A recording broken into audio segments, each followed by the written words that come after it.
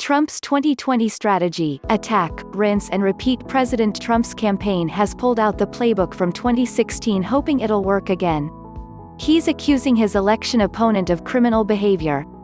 He's blaming the nation's woes on foreigners.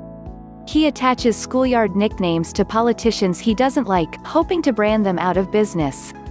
Anyone who crosses him is ostentatiously fired. For Donald Trump, the 2020 presidential campaign strategy is 2016 all over again, demonizing his critics as deranged anti-Trumpers and casting himself and his most ardent supporters as victims of a Washington, D.C. swamp out to protect itself at the expense of regular Americans. The problem for Trump is that he has been the highest-ranking resident of the purported swamp for 3.5 years, making it harder for him to run as the outsider best equipped to shake up a corrupt system.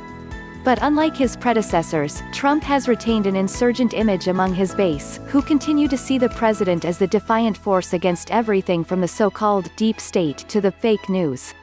Ordinarily, it's hard to run for re-election as the outsider. Jimmy Carter learned this in 1980.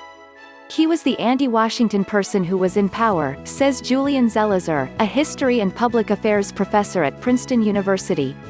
Trump is so out of the box and so unconventional that he remains an outsider in certain ways.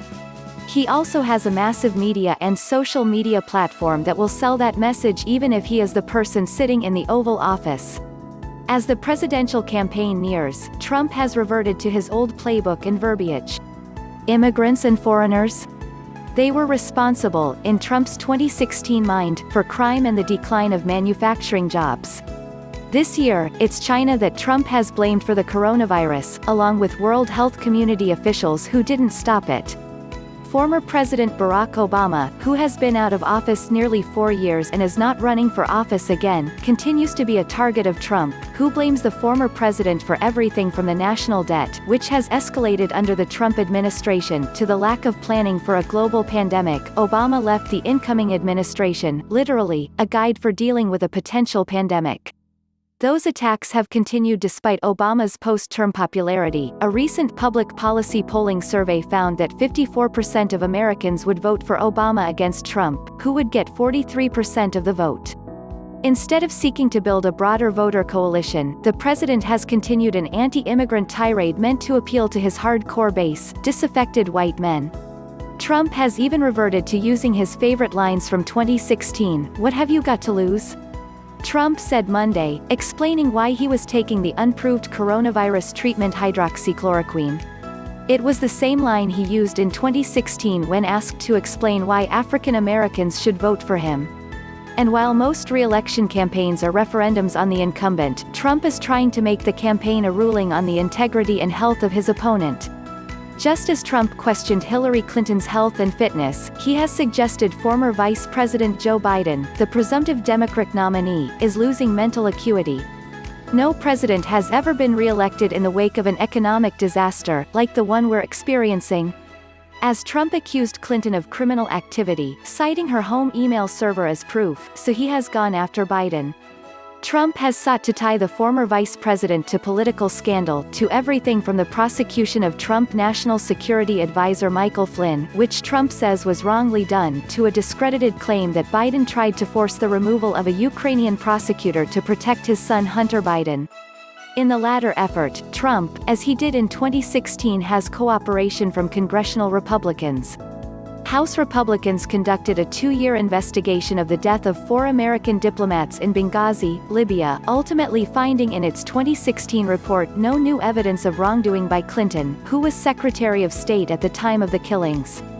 Weeks before Clinton was nominated for president at the Democratic National Convention, House Republicans asked the Justice Department to look into whether she had committed perjury when testifying about her email server. Trump recently has been urging Senate Republicans to look into Obama and Biden, with some success. Senate Judiciary Committee Chairman Lindsey Graham, South Carolina Republican, is preparing hearings on the conduct of the Russia investigation but has said he will not call Obama to testify. Other GOP-run committees are looking into Obama-era matters, including Hunter Biden's work for the Ukrainian firm Burisma.